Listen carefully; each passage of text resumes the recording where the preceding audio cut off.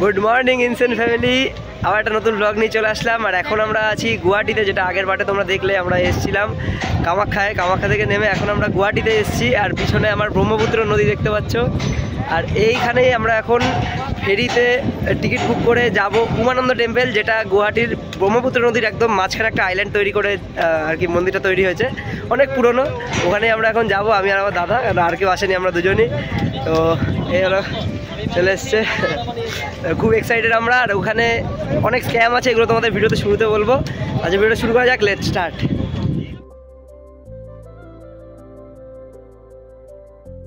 এই স্ক্রিনের উপরে একটা ছবি দিচ্ছে, ওটা দেখে নাও। ওখানে লেখা আছে 40 টাকা আপ ডাউন উমানন্দ টেম্পল যাওয়ার জন্য। এটা হলো সরকারি, এটা হলো আসাম সরকারের থেকে চালানো হচ্ছে।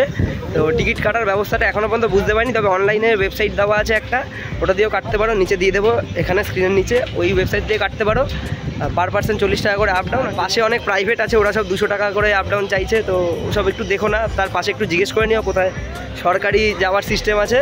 এখানে 20 টাকা, ওখানে 200 টাকা, ঠিক আছে, মানে 40 আর কি এখানে আপ ডাউন। ওয়েবসাইটটাও এখানে দিয়ে দেবো, তোমরা চেক আউট করে নিও। ওখান দিয়ে তোমরা অনলাইনে টিকিট কাটতে পারবে, নাম দিয়ে দেবে, কতজন যাচ্ছ দিয়ে দেবে, আর অনলাইনে পেমেন্ট যা করতে হয়। হ্যাঁ, আর টিকিট কাউন্টার মনে হচ্ছে ভিতরে, ওটাও তোমাদের দেখাবো। ভিতরে বললে ভেতরে টিকিট কাউন্টার, তো ভিতরে কাটলে আর কি যে এক্সট্রা কিছু মনে হয় ট্যাক্স দিতে হয়, ওটা দিতে হবে না। ওটা ভিতরে গেলে শুধু 40 টাকায় পার পার্সন দিতে হবে। তো এবার ওঠা যাক লঞ্চে, তারপরে ওখানে গিয়ে তোমাদের মন্দির দেখাচ্ছি।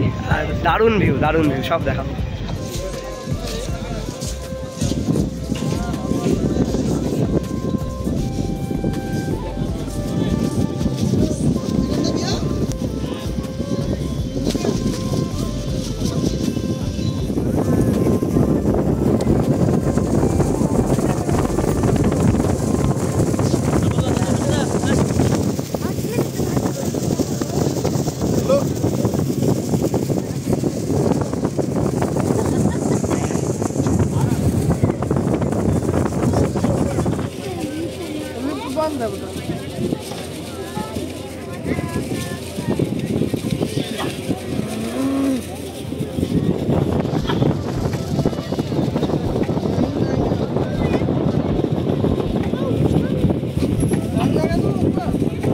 এখন আমরা চলে এসেছি পৃথিবীর সব থেকে ছোট নদীমাতৃক আইল্যান্ডে, যেখানে মানুষ বসবাস করে।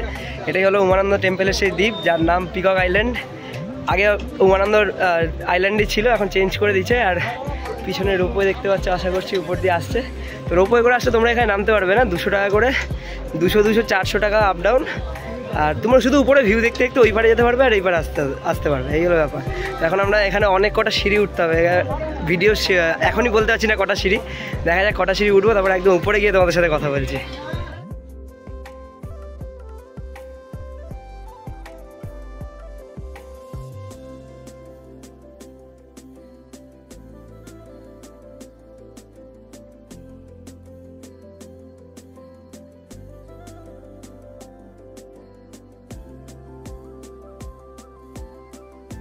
উমানন্দ দেবালয় ব্রহ্মপুত্র নদীর মাঝখানে উমানন্দ দ্বীপে অবস্থিত একটি শিব মন্দির।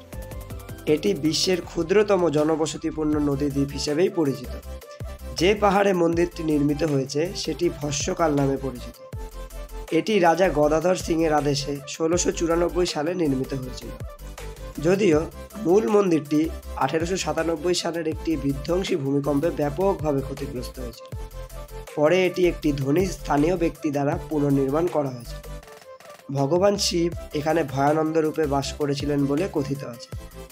কালিকা পুরাণ অনুসারে সৃষ্টির শুরুতে শিব এই স্থানে ভস্ম ছিটিয়েছিলেন এবং তার স্ত্রী পার্বতীকে জ্ঞান প্রদান করেছিলেন।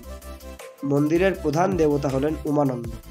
উমানন্দ নামটি দুটি হিন্দু শব্দ থেকে এসেছে, যেমন উমা, যা ছিল ভগবান শিবের স্ত্রীর অন্য নাম, এবং আনন্দ, যার অর্থ সুখ। শিব চতুর্দশী হলো সবচেয়ে বর্ণিল উৎসব, যা এখানে প্রতি বছর অনুষ্ঠিত হয়।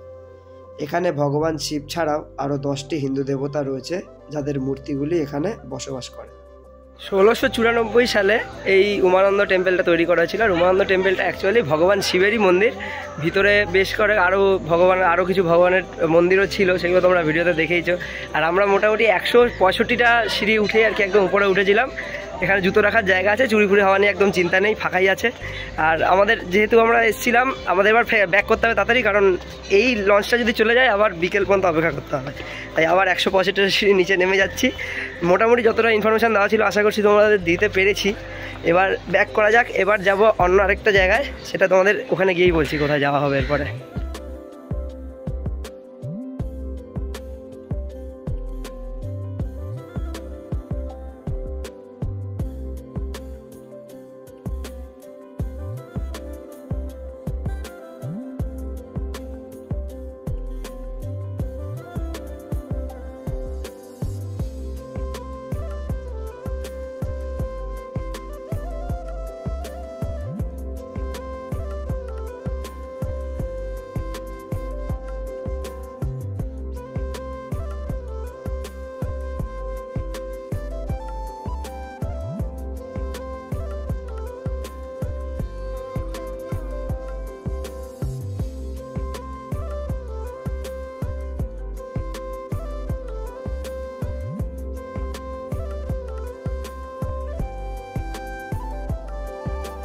গুয়াহাটির রাস্তায় হেঁটে মনে হচ্ছে যেন একদম গোয়ায় আছি। দারুণ ভাইব, রাস্তাগুলো হেঁটেও মজা, একদম পরিষ্কার, খুব সীমিত গাড়ি ঘোড়া চলছে, খুব বেশিও জ্যাম নেই রাস্তায়, সিগন্যালিং সিস্টেম খুব ভালো, রাস্তায় লোকজন সব রকম ট্রাফিক রুলস মেনে চলছে, বাইকে সবাই হেলমেট পরে, দারুণ ব্যাপার। আর কিছু ছোট ছোট প্যাসেজ করার ছোট ছোট রাস্তা আছে যেখান দিয়ে খুব অল্প অল্প গাড়ি চলে। আমার পিছনে একটা উগ্রতারা দেবালয় দেখতে পাচ্ছ। এত বেশি মন্দিরে ঢুকছি না কারণ জুতো খুলতে হয় প্রচণ্ড। কালকে ডেডিকেটেড শুধু মন্দিরের জন্য, কারণ কামাখ্যায় যাব, কামাখ্যা মন্দিরে পুজো দিতে। তো ওইখানে অনেক কটা মন্দির আছে, এই রাস্তা দিয়ে হাঁটি এনজয় করি। আর তোমরা একটু ক্লিপ দেখো ছোটো ছোটো।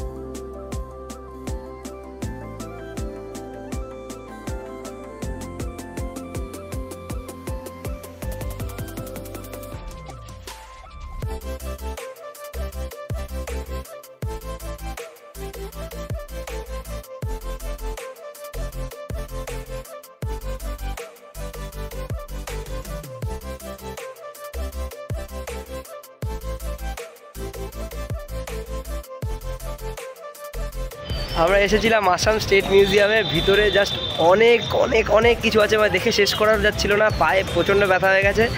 আর ভিতরে ঢুকতে এন্ট্রি ফিস যেটা থাকে ওটা হলো 22 টাকা করে পার পার্সন, মানে 20 টাকা, সাথে জিএসটি ট্যাক্সটা দিতে হয়। আর যদি ছবি তুলতে হয় তাহলে 55 টাকা দিতে হবে। এই হলো আমাদের টিকিট। দেখতে পারবে না হয়তো, তাও জাস্ট দেখানোর জন্য দেখালাম। তো বেশ ভিতরে সুন্দর, অনেক কিছু আছে, মানে আসামের লোকজনরা কীরকম আগেকার দিনে কী কী ব্যবহার করতো, স্বরলিপি টরলিপি অনেক কিছুই ছিল। তোর এক্সপিরিয়েন্স? খুব ভালো, বেশ ভালোই লাগলো। আর অনেক কিছু আছে দেখার মতো, একটু সময় নিয়ে আসবেন যারা আসবেন। বেশি ছবি দিচ্ছি না, তার কারণ ভিতরে কিন্তু ভিডিও করা যাবে না, ছবি তোলা যাবে। বেশি ছবি দিচ্ছি না কারণ তোমরা আবার আসতে চাইবে না, তাই বললাম অল্প অল্প দিই একটা গ্লিমস যে এরকম এরকম জিনিস আছে, তোমরা অবশ্যই এসে ঘুরে যাও যদি গুয়াহাটিতে আসো, একদম স্টেশনের পাশেই। এইবার আমরা যেখানে যাব সেটা কী যেন নাম? প্ল্যানেটোরিয়াম। গুয়াহাটির প্ল্যানেটোরিয়ামে এখন আমরা যাবো। তো যাওয়া যাক, ওখানে গিয়ে তোমাদের সাথে কথা হচ্ছে। আসাম স্টেট মিউজিয়ামের পাশে একটা রাস্তা আছে, এখানে মেন রোডে গাড়ি চলছে, ওয়ান ওয়ে রাস্তা। আর তার পাশেই কিছুটা জায়গা রাস্তা ফাঁকা রেখে ওখানে অনেক স্ট্রিট ফুডের দোকান দেখা যাচ্ছে। তো ওগুলোই তোমাদের একটু দেখানোর চেষ্টা করবো, কত কী কী পাওয়া যায়, আর একটু দেখে নাও তোমরা।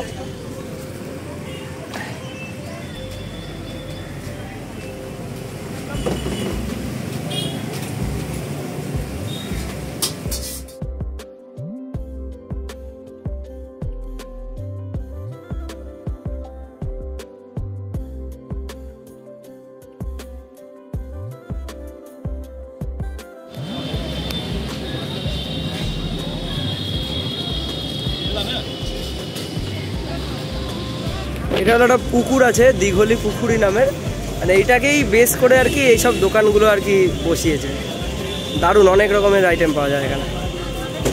এই স্ট্রিট ফুডের রাস্তা দিয়ে হাঁটছিলাম আর এখানে পেয়ে গেলাম একটা ব্লুবেরি জুস, ট্রাই করে দেখা যাক।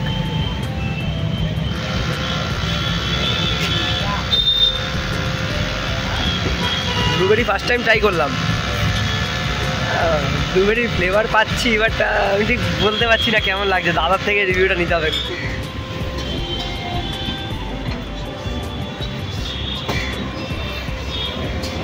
ভালো আছে, আইস দিয়েছে, বেশ ভালো লাগছে। চলো।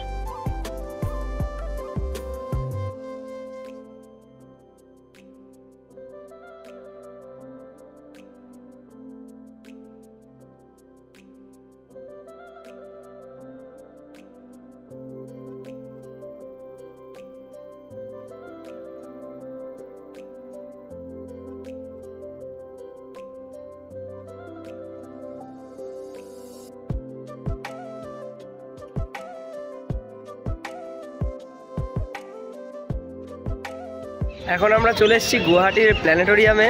এখানে শো দেখানো হয় স্কাই থিয়েটারে, যেখানে পার পার্সন 50 টাকা করে টিকিট কাটতে হয়, কিন্তু ওখানে ঢোকার সময় ফোন সুইচ অফ করতে হয়। এখানে ভিডিও করতে পারছি, ভিতরে করতে পারবো না, কারণ ফোন বন্ধ করতে হবে, নাহলে সাইলেন্ট করতে হবে। এই জন্য তোমাদের এই বলে দিলাম যে পার পার্সন 50 করে, আর শো টাইমিং দিয়ে দিলাম কোন কোন ভাষায় কখন কখন হয়। আসামিতে 3 বার হয়, ইংলিশে 2 বার, আর হিন্দিতে 1 বার, এরকম লেখা আছে। তো ওই তোমরা একটু দেখে নিও, ওদের দিয়ে দিয়েছি ছবি। আর টিকিট যে প্রাইস বললাম 50 টাকা করে পার পার্সন। এবার ভিতরে যাওয়া যাক, আর বাইরে এসে জানাচ্ছি তোমাদের ভিতরে কী কী ছিল আর শোতে কী দেখালো। প্ল্যানেটোরিয়ামে ঢুকেছিলাম, স্কাই থিয়েটারেও গেলাম, ওখানে একটা 25 মিনিটের শো দেখালো, দ্য মুন নামের, মানে চাঁদ কীভাবে তৈরি হয়েছিল, তারপরে ওখানে ইন্ডিয়া যে রকেট পাঠিয়েছিল, কী কী হয়েছিল ওইসব নিয়ে আর কি হলো। ভালো লাগলো দেখতে শোটা, বেশ একদম মাঝামাঝি গিয়ে বসেছিলাম। আর যারা পিছনে সামনে বসেছে তারা ভালো দেখতে পেয়েছে কিনা জানি না। আর ভিতরে অ্যাস্ট্রোনমিক একটা ছোটো মিউজিয়াম মতো করা ছিল, ওখানে অ্যাস্ট্রোনমি বিষয়ে অনেক কিছু ছিল। সো দেখলাম, মোটামুটি ভালোই লাগলো। 50 টাকা করে নিয়েছে, ওয়ার্থ বলতে পারো। আর তোর কিছু রিভিউ দেওয়ার মতো আছে? কিছু রিভিউ দেওয়ার নেই, যারা আসবে তারাই ভালো বুঝতে পারবে। মানে এত সুন্দর, মানে মনে হচ্ছে আমরা ওখানে যেখানে যে মানে এত সুন্দর দেখিয়ে যারা 3D ফিল লাগছিল, মানে খুব ভালো। মানে মনে হচ্ছিল যে আমরা ওখানেই আছি, চাঁদে আছি, মানে এত সুন্দর একটা ফিল হচ্ছিল।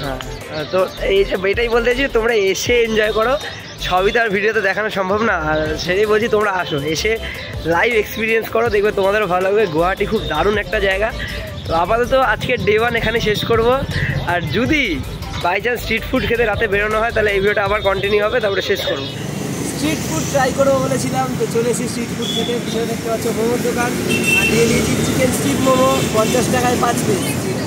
দেখা যাক, খেয়ে পড়ে আছে, এক্ষুনি ছবি হয়ে যেত। ধরো মোমো মেয়নিজ দিয়ে খাই একটু।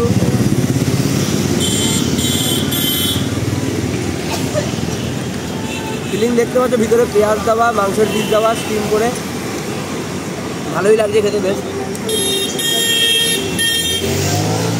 আমাদের ওখানে মোমোর থেকে 1.5 গুণ ভালো খেতে, বেশ দারুণ লাগে খেতে। একটু সস দিয়েও খাই।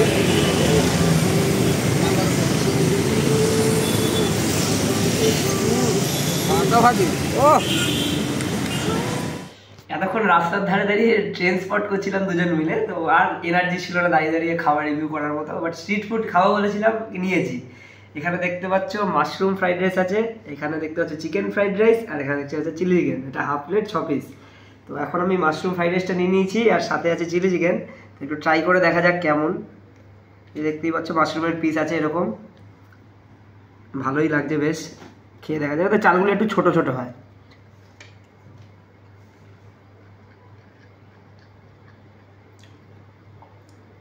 দারুণ ফ্লেভারফুল রাইস, একদম মশলাপাতি একদম পারফেক্ট, নুনও ঠিক আছে। মাশরুমটা মুখে দিলাম গলে গেল, দারুণ লাগছে। চিলি চিকেনটা দিয়ে ট্রাই করা যাক।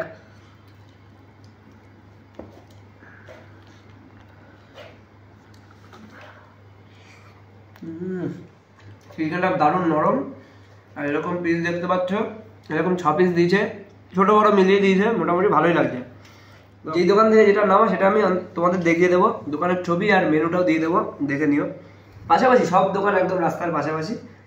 আর এই দেখতে হচ্ছে চিকেন চাউমিন, এরকম চিকেন একদম তাকিয়ে আছে, লাল লাল, দারুণ লাগছে, বেশ দারুণ স্মেলও বেরিয়েছে একটা। ট্রাই করা যাক। এইটার থেকে এইটা মাছ বেটার, দারুণ লাগছে খেতে। আর মজার কথা হলো না, এখানকার লোকজন স্পাইসি খাবার একটু কমই খায়, আর ওদের মশলাপাতিটা একটু কমই থাকে খাবারে। আর ম্যাক্সিমাম দেখলাম ভেজ খাবার দাবার বেশিরভাগ দোকানেই পাওয়া যাচ্ছে না, কারণ ওদের দাবি ম্যাক্সিমাম লোকই ননভেজ খায়, তাই ভেজ খুঁজে খুঁজে নিতে হলো আমাদের। But chicken chow mein, chicken fried রাইসটা দারুণ লাগে খেতে। চিকেন ফ্রাইড রাইসটা আর চিলি চিকেনটা একই দোকান থেকে নেওয়া, আর ওইটা শুধু আলাদা দোকান থেকে নেওয়া, এগুলো ব্যাপার। তাই জন্য টেস্টটা, দুটো টেস্ট খুব ম্যাচ করছে, চিলি চিকেনের সাথে চিকেন ফ্রাইড রাইসটা দারুণ লাগছে।